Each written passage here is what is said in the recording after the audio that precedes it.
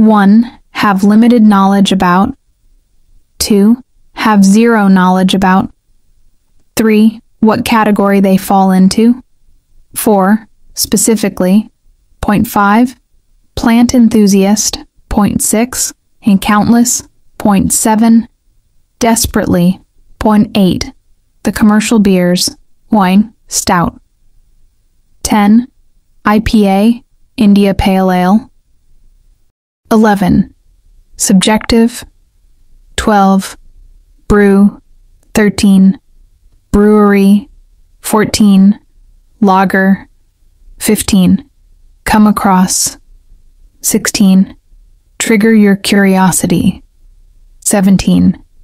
Barrel-aged. 18. Taproom. 19. Out of this world. 20. Menu items. 21. Repute reputation. 22. Literal, literally. 23. Referee. 24. Inform information. 25. Informative. 26. Chaos, chaotic. 27. Put your trust in SB Tund 28. Eater, eatery. Tund 29. A big loss of revenue. 30. Irritate, irrigation. 31. Irritated, irritating. 32. Run after. 33. Misbehave, misbehavior. Point 34. Turn your back on SB 35. Crucial. 36. Basically. 37. Demand. Point 38. Expect. Expectation. Point 39. Staff's attitude. 40. Serious. Seriously. Part 1. Topic: Flowers and plants. 1. Do you have a favorite flower or plant?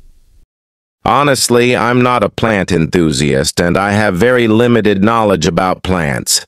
Therefore, I'd say I have no interest in any particular plant or flower.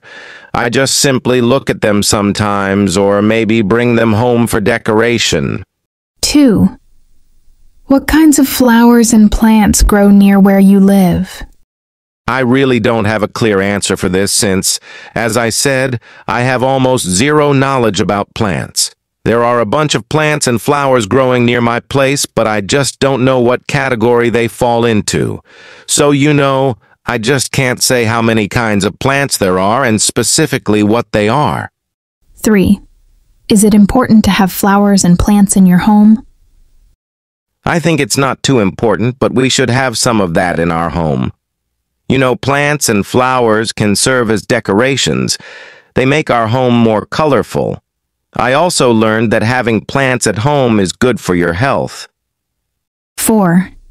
Have you ever bought flowers for someone else? Yes. My mother loves flowers, so I always buy a bunch of her favorite flowers lilies and bring them home whenever I'm back from a business trip. Part 2. Describe a review you read about a product or service. You should say, where you read the review, what the product or service was, what information the review gave about the product or service, and explain what you did as a result of reading this review. Reference article. When it comes to a review, the first thing that pops up in my mind is the review about a brewery in Saigon called Pasteur Street Brewing Company. I read this review about nearly 2 years ago on Facebook. At that time, I was desperately looking for a place with good beer in Saigon since most of the commercial beers here are just too boring.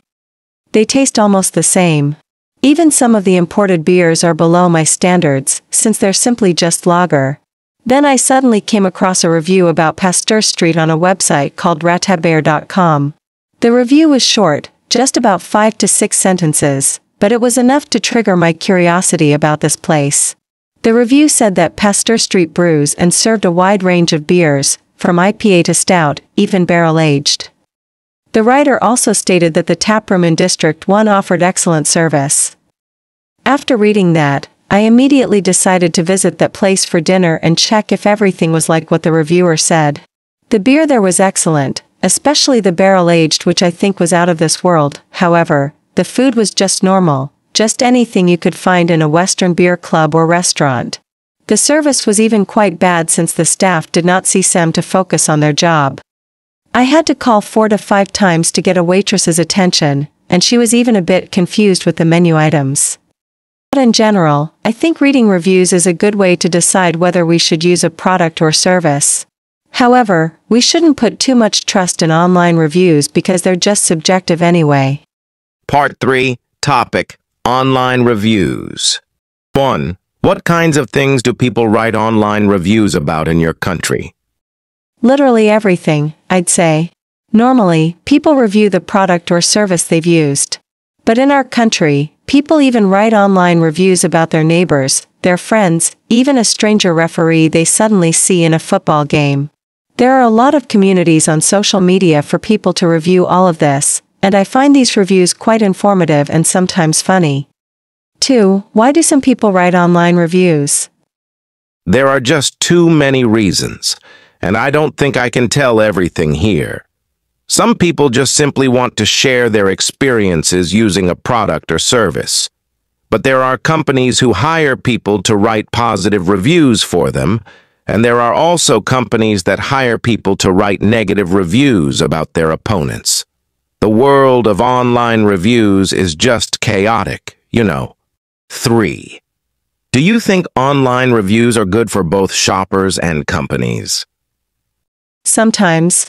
If the reviews are positive, then the reputation of the company can be increased and more people will put their trust in the company. If the reviews are negative, customers may decide not to buy the product and the company's reputation may be damaged. But even in this case, there's still a good side since the company will know what they're still not good at and improve next time. Topic 2. Customer service. 1. What do you think it might be like to work in a customer service job? I think it's going to be both good and bad. The good thing is that we can get to know a lot of people since customers can be anyone. It'll bring us more experience and knowledge about other people and maybe help us become more flexible. But the bad thing is that it can be exhausting and even irritating sometimes since we just have to run after people's demands and expectations. 2. Do you agree that customers are more likely to complain nowadays? Agree. People now are having much higher demand on a product or service than before, so they can complain about even the tiniest error that businesses can make. For example, about 40 years ago, no Vietnamese people would ever complain about the staff's attitude in an eatery. However, now a waiting staff who misbehaves in front of customers can be quite a disaster. Tons of bad reviews will be thrown at the restaurant and the business will just go down. 3. How important is it for companies to take all customer complaints seriously? I think it's the most crucial thing that a company should care about. Basically, customers are the ones who keep businesses alive, so companies should do their best to keep their customers satisfied. If they don't take complaints seriously, customers will just turn their back on the company, and then there comes a big loss of revenue and credit.